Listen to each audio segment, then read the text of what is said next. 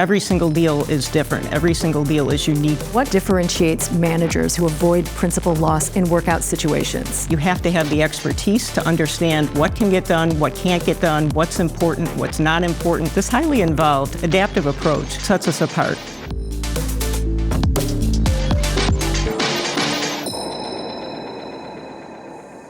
In times of stress, dedicated in-house workout expertise shapes investment outcomes. For an expert practitioner's guide to the ins and outs of the workout process, I'm joined here by Michele Kovatchis, who heads up the credit advisory team at Antares and has more than 30 years of experience guiding corporate lenders and borrowers through the workout process. Michele, this is going to be a meaty conversation, so let's get into it. Looking forward to it, Rebecca. When a borrower is facing cash flow troubles, working directly with a small group of lenders is touted as a key advantage of the private market. So what's your philosophy when beginning the workout process with a borrower? Well, definitely having a smaller group of lenders makes for a much better process overall from a workout perspective. Our philosophy is to work closely both with the sponsor, the borrower, and the management team, and the other lenders in the group to come up with a solution that will ultimately provide the runway and the flexibility for that borrower to be able to return to profitability in as quick a period of time as we can. Middle market companies tend to have really straightforward structures. Those type of structures are much less complex, much more transparent. For us, being in the middle market, we think the borrowers are better situated to be resilient to the various factors that are happening, and the capital structures, we think, protect us from that perspective as well.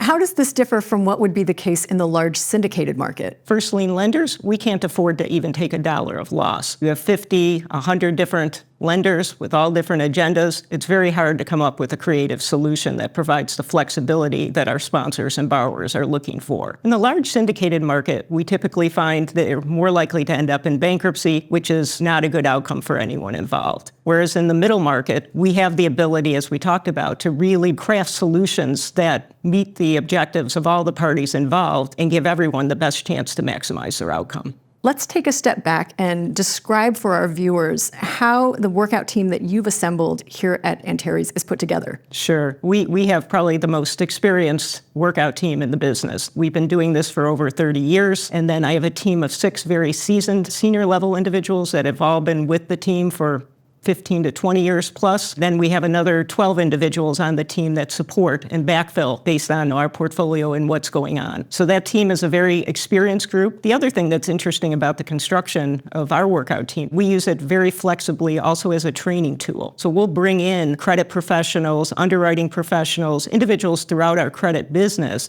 We'll bring them in for 2, 3, 4 years, get them the workout experience, and then embed them back in the business. This makes for much better underwriters and originators and account managers throughout our business. This highly involved, adaptive approach is what sets us apart and helps us to get better outcomes for ourselves, our investors, and for our clients. In your view, what is the most critical component that differentiates managers who are consistently able to avoid principal loss in workout situations? Every single deal is different. Every single deal is unique. There's really not a market for workout. On the front end of deals, you're really dictating by the market. But on the workout side, it really is different. You have to have the expertise to understand what can get done, what can't get done, what's important, what's not important, as these companies go through the various stages of transformation and recovery.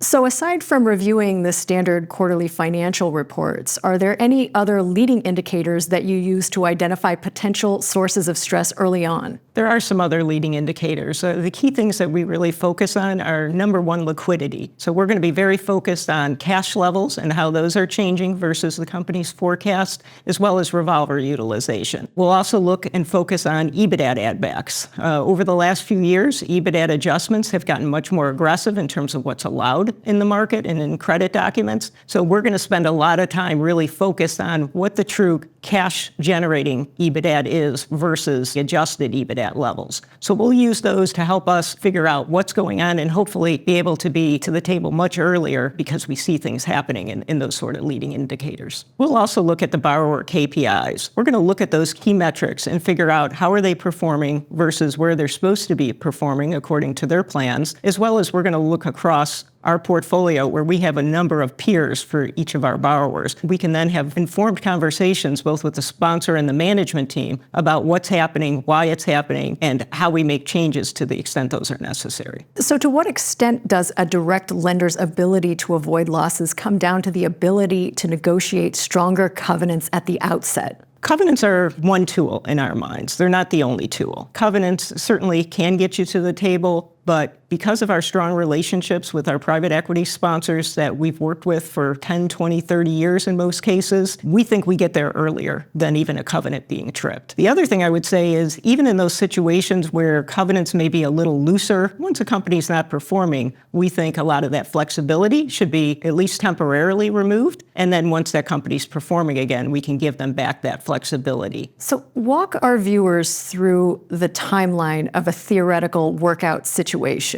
During COVID, we only had one situation where a sponsor wasn't prepared to support their business on an acceptable basis to the lending group. This was a company that was in the travel space. So as you can imagine, during COVID, it was dramatically impacted, going from a very well-performing business to one that was going to be a negative EBITDA business pretty much overnight. We worked with the sponsor and we took over. So we had to put in independent directors. We had to work with the management team on a new management incentive plan so that their interests would be aligned with those of the bank group. All the different things that needed to happen to keep this business alive during that uncertain period. This was a business that ended up recovering. It took us about 3.5 years, but we got to the point where the business was back to performing at the level it was pre-COVID, put it on the market. We were able to sell it in early 2024, receive back all of our debt, all of our interest, plus equity upside, even though we never put in equity. So yes, we had to support the business, but at the end of the day, that flexibility, that creativity, we were able to bring that all together to a great outcome.